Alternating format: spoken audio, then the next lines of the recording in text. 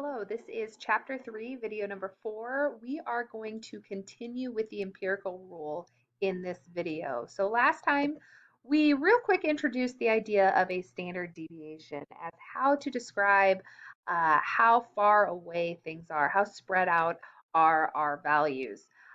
So in this video, we are going to go ahead and do a practice problem here, actually calculating out some percentages. So here we go.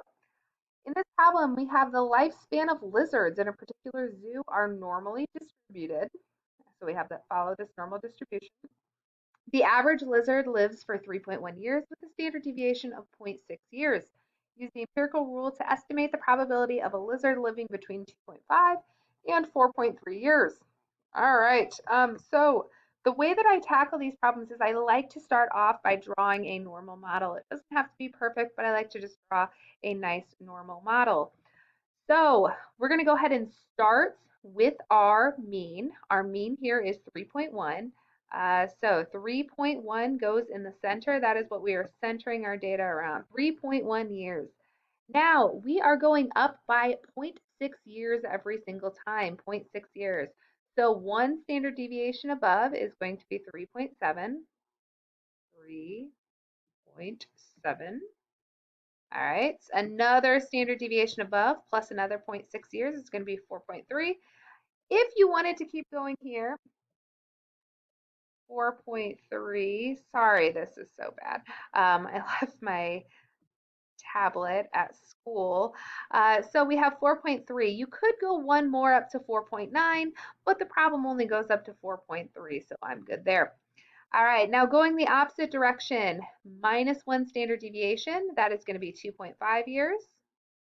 If you wanted to go another standard deviation below, that would end up being 1.9 years, and that would be 1.3.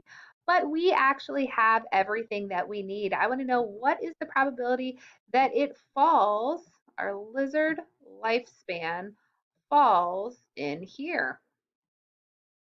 All right, now if you did not have a chance to draw this out yesterday, I could strongly recommend that you take some type of a screenshot of this visual, because it's going to be very, very helpful. All right, so when I look at this, first off, I know that this entire thing is going to be 68% in between one, but you can split it up between 34% and finally 34%.